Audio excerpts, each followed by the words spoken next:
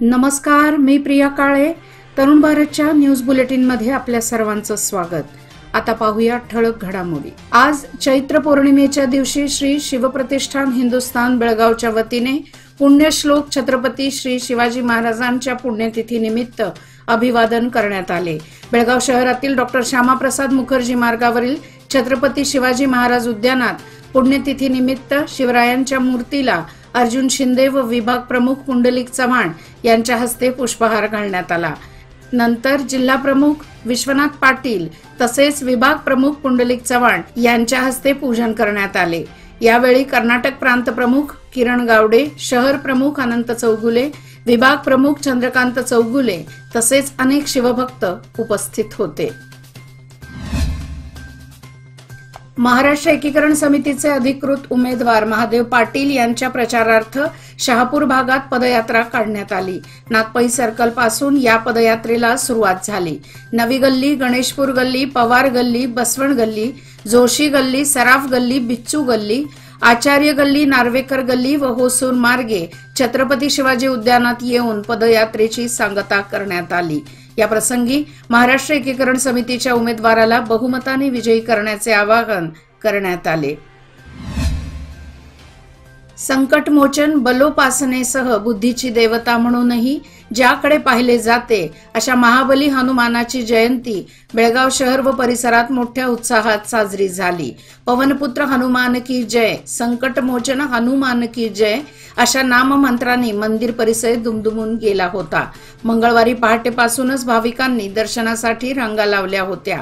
शहराच्या मध्यवर्ती भागात असलेल्या मुख्य मारुती गल्लीतील मारुती मंदिरात हनुमान चालीसा पठण, स्तोत्र पठण, महाआरती, महारुद्राभिषेक आदी कार्यक्रमांचे आयोजन करण्यात आले होते.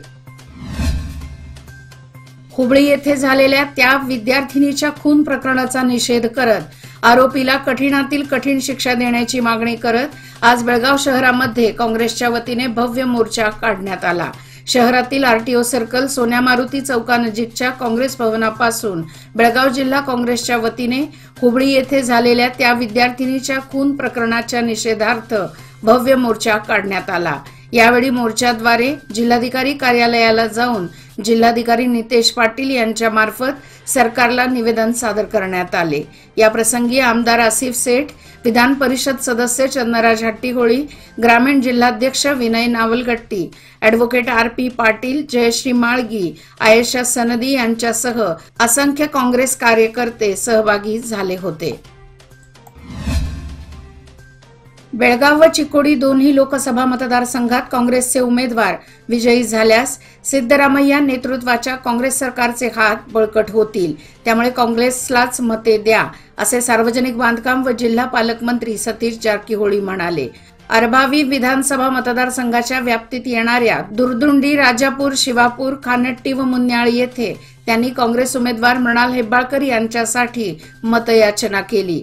या प्रसंगी मंत्री लक्ष्मी हेब्बाळकर व इतर नेते सहभागी झाले होते. दख्खनचा राजा ज्योतिबा देवाची चैत्र दवण पौर्णिमा यात्रेला आज उत्साहात सुरुवात झाली. यासाठी ज्योतिबा डोंगरावर कालपासूनच लाखो भाविक दाखल झाले होते. चांगबलच्या गजरात आणि गुलालाची मुक्त उधळण करत मानाच्या सासन काठ्यात दाखल झाल्या होत्या. 3 दिवस चालणाऱ्या चैत्र यात्रेचा आजचा मुख्य दिवस होता. श्री ज्योतिबा मंदिरात पहाटे 3 पासून धार्मिक विधी सोहळ्यास प्रारंभ झाला. 5 वाजता महाअभिषेक, महापूजा संपन्न झाली. त्यानंतर धूपारती व पालखी सोहळा आदी कार्यक्रम पार पडले. लोकसभा निवडणुकीची रणधुमाळी जोरदार सुरू असून राजकीय पक्षनेत्यांच्या सभा घेतल्या जात आहेत. लोकसभा निवडणुकीच्या पहिल्या टप्प्याचे मतदान झाल्यानंतर आता कर्नाटकातील लोकसभा मतदारसंघात दुसऱ्या व तिसऱ्या टप्प्यासाठी मतदान होणार आहे. त्यामुळे प्रचारावर जोर दिला जात आहे. बेळगाव जिल्ह्यातील दोन्ही लोकसभा मतदारसंघाच्या निवडणुका दुसऱ्या टप्प्यात पार पडणार असून येथील दोन्ही उमेदवारांच्या प्रचारार्थ पंतप्रधान नरेंद्र मोदी यांची जाहीर सभा 28 एप्रिल रोजी बेळगावात होणार असल्याची माहिती माजी आमदार अनिल बेनके यांनी पत्रकार परिषदेत दिली. या प्रसंगी राष्ट्रीय प्रवक्ता M.B. जिर्ली व इतर उपस्थित होते. राज्यातील काँग्रेस सरकारच्या गॅरंटी योजनांमुळेच केवळ महिलांनाच नाही तर पुरुषांना देखील याचा फायदा झालेला असून मोफत वीज, गृहलक्ष्मी, शक्ती योजनेमुळे त्यांची बचत होत आहे. काँग्रेस उमेदवार मृणाल हेब्बाळकर जर निवडणुकीत विजयी झाले तर आमदार महांतेश कौजलगी यांच्या मार्गदर्शनाखाली बैलहोंगल मतदारसंघाचा विकास करण्यात येईल, असे मंत्री लक्ष्मी हेब्बाळकर म्हणाल्या. आज बैलहोंगल येथे प्रचारादरम्यान त्या बोलत होत्या. यापूर्वी त्यांनी कल्लोळी व सोळढाळ येथे हनुमान जयंतीनिमित्त कार्यक्रमात सहभागी होऊन हनुमानाचे दर्शन घेतले. महिलांची शक्ती हीच समृद्ध भविष्याची निर्मिती. लोकमान्य घेऊन आले आहेत महिला उन्नती योजना, जी देते तुमच्या गुंतवणुकीवर 10% आकर्षक व्याजदर फक्त 500 दिवसांकरिता. किमान गुंतवणूक 10,000 रुपये. अधिक माहितीसाठी आजच कॉल करा 1800-212-4050. योजना फक्त महिला सभासदांकरिता. नियम व अटी लागू. लोकमान्य, जिथे पैसे वाढतात आणि नातं वृद्धिंगत होतं. पावसाअभावी यंदा जिल्ह्यात दुष्काळ सदृश्य परिस्थिती निर्माण झाली आहे. पाण्याची पातळी सध्या खालावली असून हातातोंडाला आलेली पिके वाया जात आहेत. 3 महिन्यांपासून जोपासलेले 1 एकरातील फ्लावर पीक पाण्याअभावी वाया गेल्याने निराश झालेल्या शेतकऱ्याने अखेर त्या पिकावरच ट्रॅक्टर फिरवला. यामुळे या शेतकऱ्याला सुमारे 3 लाखांचा आर्थिक फटका बसला आहे. गांधीनगरमधील हरिकाका कंपाऊंडच्या शेजारी मोहन बडवंजी व महेश बडवंजी या शेतकऱ्यांची शेती आहे. गेल्या 3 महिन्यांपासून फ्लॉवर पिकाचे उत्पादन करून त्याचे जतन करीत होते. मात्र पाणी टंचाईमुळे उभ्या पिकांवर नाईलाजास्तव शेवटी त्यांना ट्रॅक्टर फिरवावा लागल्याने त्यांचे यात सुमारे 3 लाखाचे नुकसान झाले आहे. सौंदत्ती तालुक्याच्या विविध ठिकाणी काँग्रेस उमेदवार मृणाल हेब्बाळकर यांच्यासाठी कन्नड टीव्ही कलाकारांनी आज प्रचार केला. सत्तीगेरी, गुडुनमगेरी, सोप्पडल आदी भागात प्रचार करण्यात आला. या प्रसंगी कन्नड टीव्ही कलाकार मेघा शेट्टी, मौना गुड्डेमने, भव्या गौडा आदी कलाकारांनी बेळगाव काँग्रेस लोकसभा उमेदवार मृणाल हेब्बाळकर यांच्यासाठी मतयाचना केली. या प्रसंगी उमेदवार मृणाल हेब्बाळकर, आमदार विश्वास वैद्य व इतर सहभागी झाले होते.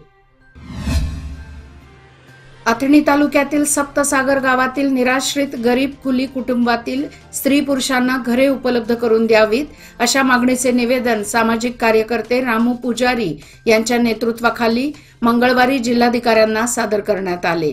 गेल्या अनेक वर्षांपासून बेघर असलेल्या निराश्रित गरीब कुली कामगार कुटुंबियांना राहण्यासाठी सरकारने जमीन उपलब्ध करून द्यावी अशी मागणी गरीब कुली कुटुंबांनी निवेदनात नमूद केली आहे. बेळगाव शहर व उपनगरामध्ये उपद्रव करणारा चोर अद्याप मुकाटच फिरत आहे. त्याला पकडण्यासाठी बेळगाव शहरातील पोलीस कामाला लागले तरी त्यांना सातत्याने गुंगारा देत खुलेआम एकामागून एक चोरीच्या घटना घडत आहेत. काल रात्री आनंदनगर 3रा क्रॉस वडगाव येथे एका घराची खिडकी खोलून आत शिरण्याचा प्रयत्न करण्यात आला होता. त्यावेळी आवाजाने घरातील काहींना जाग आल्याने ते चोर पसार झाले. या घटनेमुळे पुन्हा एकदा या भागात भीतीचे वातावरण पसरले आहे. पोलिसांनी वारंवार या भागात आपली रात्रीची गस्त वाढवावी आणि लवकरात लवकर या सर्व चोरांना पकडावे अशी मागणी होत आहे.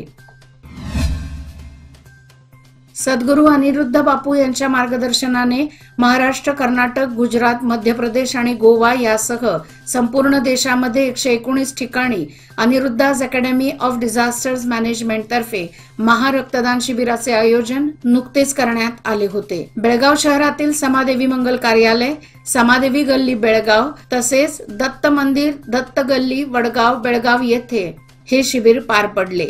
अनेकांनी यावेळी रक्तदान केले.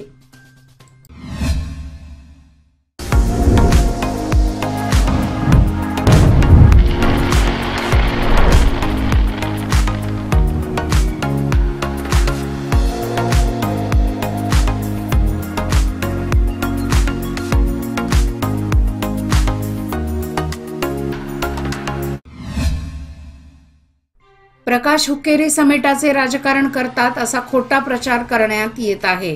आपण व आपला सुपुत्र गणेश हुक्केरी गेल्या 38 वर्षांपासून काँग्रेस पक्षाशी एकनिष्ठ आहोत. पक्षाशी गद्दारी आमच्या रक्तात नाही. तेव्हा कार्यकर्त्यांनी भूलथापांना बळी न पडता काँग्रेस उमेदवार प्रियंका जारकीहोळी यांना प्रचंड मतांनी विजयी करण्यासाठी कामाला लागावे असे आवाहन विधान परिषद सदस्य प्रकाश हुक्केरी यांनी केले. ते सदलगा येथे आयोजित प्रचार सभेत अध्यक्षस्थानावरून बोलत होते। या प्रसंगी काँग्रेस पक्षाचे ज्येष्ठ नेते अरुण देसाई, पिरगौंडा पाटील, बाळासाहेब पाटील, रावसाहेब लडगे यांच्यासह अझरुद्दीन शेखजी, कौसद मुजावर, शमशाद जमादार यांनीही मनोगत व्यक्त केले। हुबळी येथील नेहा हिरेमठ या विद्यार्थिनीचा झालेला खून निषेधार्ह आणि संतापजनक आहे।